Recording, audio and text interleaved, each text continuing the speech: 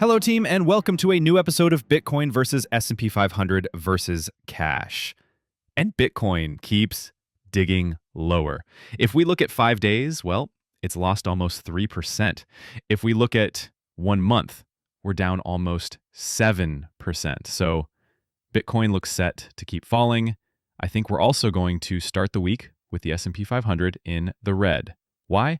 Well, because right now there's a bit of a negative trend. The mood is bad.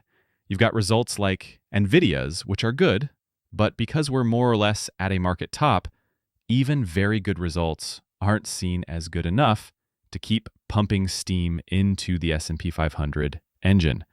So we're set for something that stalls or maybe goes down.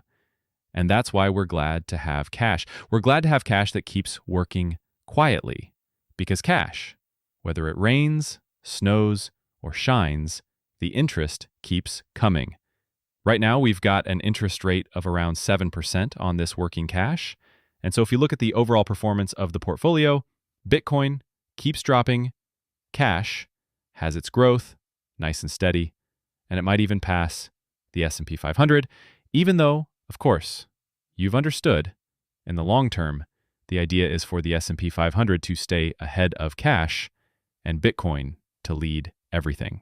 That's what you'd expect.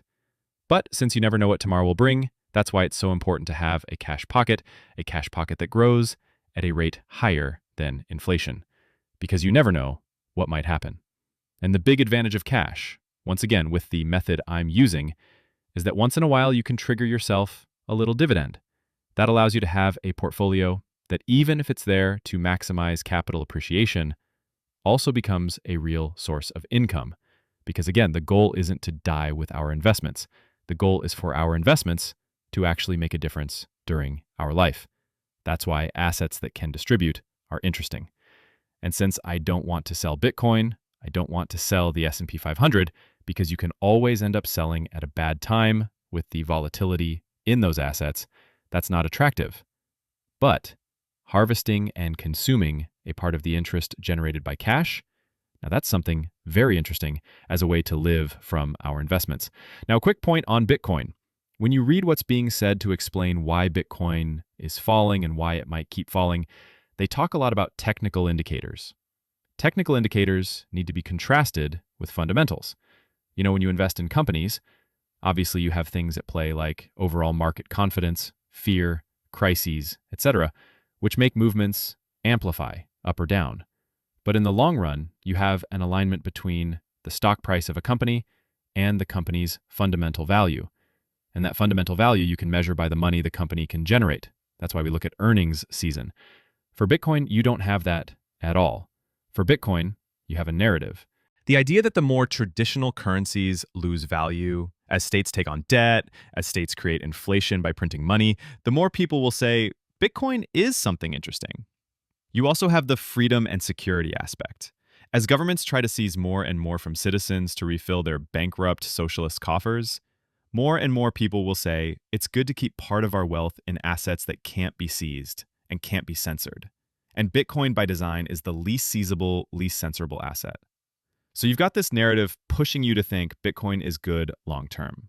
Add to that the fact that Bitcoin has a limited supply, making it the rarest asset. So you've got this narrative. And then on the other side, you've got people trying to guess what's next by looking at things like ETF inflows and outflows. Are there big wallets moving Bitcoin onto exchanges, which could mean they're about to sell? And then you've also got technical indicators with support and resistance levels. What actually happens is you've got concentrations of sell orders at certain price levels. When Bitcoin breaks one of those levels, automatic sell orders get triggered, which amplifies the downward spiral. That's exactly what we're in right now. Bitcoin has broken a support to the downside. So for the moment, Bitcoin is likely to keep falling. Now, of course, I don't really give much credit to technical indicators because honestly, they're nonsense. Mostly people reading tea leaves.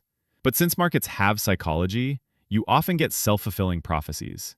That's the only value of technicals, herd psychology. We're not sheep. So what that means is we'll take advantage of Bitcoin falling further to improve our entry price. And that's what we'll do now. We'll keep our DCA going by putting $40 into each component of the portfolio. We start with $40 into Bitcoin.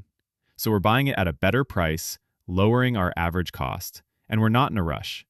If Bitcoin wants to fall for 1 year or 2 years, it changes nothing about the narrative I believe in. So we'll keep investing in it calmly. Next, in the same spirit, we'll put $40 into the S&P 500. The S&P 500 can fall too. That's fine. Long-term, we're exposed to the world's best companies. So I'm bullish long-term and agnostic short-term on the S&P 500. And finally, we'll go pick up some steady growth by putting $40 into cash. And you know, in bear markets like this, you might ask, why hold anything but cash at a good interest rate?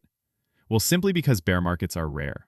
And if you look at historical charts, assets like Bitcoin and stocks spend far more time going up than going down. So long-term, you need to be a bit counterintuitive. Keep cash for safety, but keep buying growth assets. Because the most important thing is to buy assets that can grow 10, 20, 30%. That's what we're trying to do with this portfolio. Right now, investing feels less fun because it looks like the more we invest, the more it drops. But we're building wealth. Wealth that will explode upward the day markets explode upward again. And in the meantime, we've got this cash pocket that brings stability to the portfolio. All right, team, I hope you're enjoying this little adventure, and I'll see you Friday to continue the DCA.